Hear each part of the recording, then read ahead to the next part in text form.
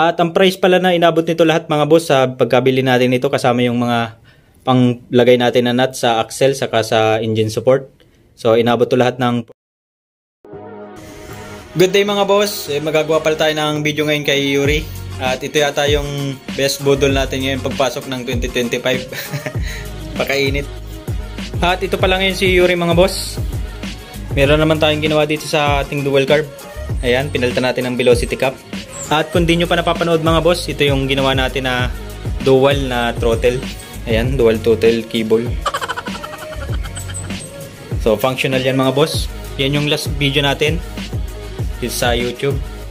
At for today's video mga boss, magpapalit pala tayo ng mga bolts ni Yuri. Kaya ito yung sinabi natin na best budol. Talagang pag bumibili tayo ng mga bolts is talagang makita yung bumili. Kasi napakagaganda.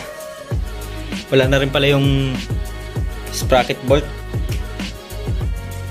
Ang overall na ginamit pala natin dyan dati kay Yuri mga boss na mga bolts is yung CNC bolts. Lahat yan. So ngayon mga boss, magpapalit na tayo ng concave na handmade. Ito pala lahat yung nakabudol sa atin mga boss sa Shopee. At ito pala yung crankcase bolts na set na to mga boss, 24 pieces. So sana kompleto man to. At ito pala yung mix. Kasama na dito yung mga body bolts at yung tear valve mga boss. Yung pangtakip sa pito. Tama ba yun? Ang brand pala lahat nito ay ECCM. Ito naman mga boss yung 8x25. Yan. Para to sa ating sprocket at saka sa tipos. Bumili na rin tayo ng duo cup mga boss. Lahat pala to yung mga concave ang design. So mas malinis to mga boss dun sa ating CNC na gamit. At ang price pala na inabot nito lahat mga boss sa pagkabili natin nito, kasama yung mga panglagay natin na nut sa axle saka sa engine support. So inabot to lahat ng 4,500 mga boss. So ganun kalala yung ating budol ngayon 2025. At hindi ko to binili ng isahan mga boss kasi medyo mabigat talaga siya sa bulsa. Bali yung ginagawa ko is binebenta ko muna yung mga dating CNC ni Yuri para makabili tayo nito. So ayan, start na tayo mga boss, ikabit na natin to kay Yuri. At itong mga close nut pala natin mga boss, nabili natin to sa Vietnam seller pa na concave, wala siyang brand. Ang kasama pala nito ay yung ating axle nut. Ayan, pinalitan na natin yung mga boss kabilaan. At kasama na rin yung ating engine support. Ayan, saka sa front axle natin. So ayan, malinis siya mga boss.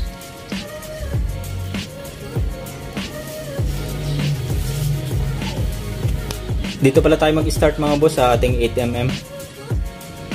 Pag dito sa sprocket natin mga boss, malagay tayo ng thread lock. Meron tayo ditong thread lock mga boss.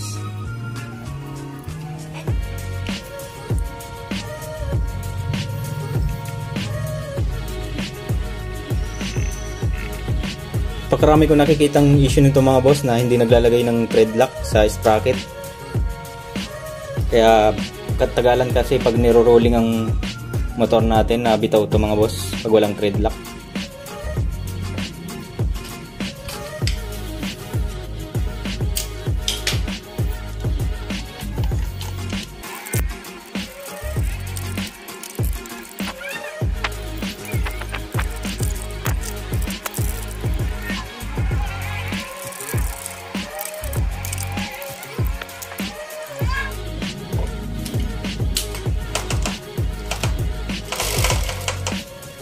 At next na rin pala natin tong left side mga boss, yung duo cup saka yung crankcase bolts.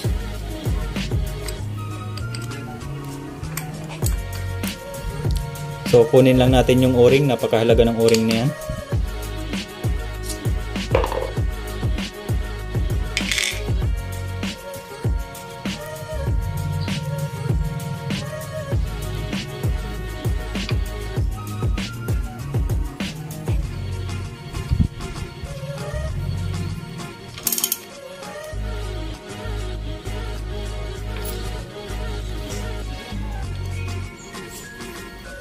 Dito mga boss, ang gamit natin is copper washer. So balik lang din natin.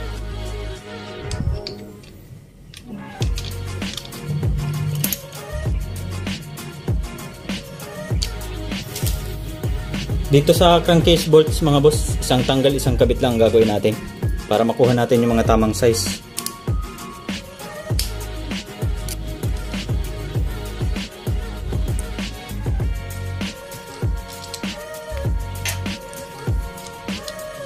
Okay na yan.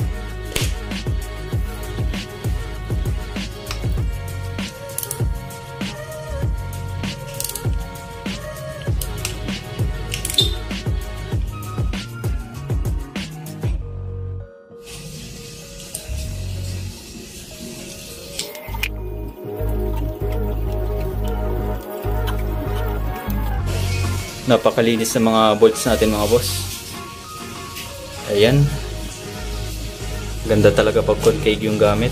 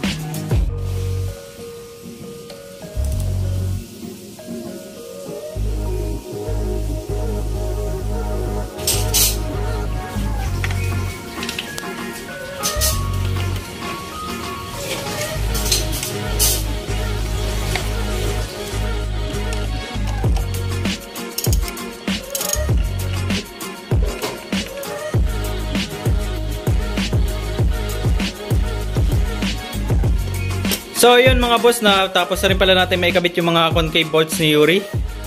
Ayan, nagmukhang mabigat tuloy si Yuri ngayon. Napakaganda ng axle, tapos sprocket bolt. Yan. Pakalinis.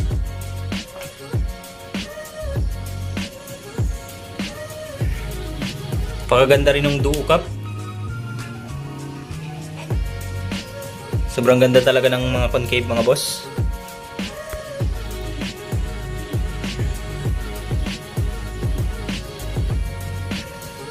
Pati maliliit na detalye pala nilagyan na rin natin.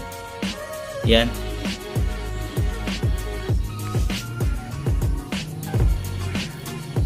At napakarami pang kulang nito ni Yuri mga boss. Siguro nasa 70% pa lang yung nabili natin na bolts. So marami pang kulang. So susunod na lang natin yun mga boss bibilhin. Isisingit na lang natin sa video natin. Tulad ng ating head bolts mga boss. At yung dito sa makina natin kulang pa. Ayan, meron pang mga hang dito.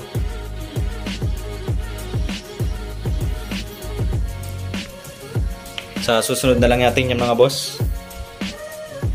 Budol talaga balala.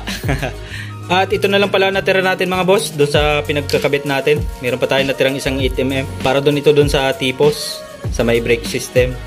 So abangan nyo pala yung gagawin natin ng mga fittings mga boss. Magpapalit na tayo ng hose saka fitting sa ating brake system. At ito pala yung mga close nut na 6mm. So para dito sana yun mga boss sa engine. Kaso masyadong malaki yung pagkabilog niya. Hindi siya kasya. Yung thread okay naman. Sok naman sana. Kaso di papasok dito sa mga boss. Tatama dito sa CNC block natin. So hanapan na lang natin ito ng mapapagkabitan mga boss.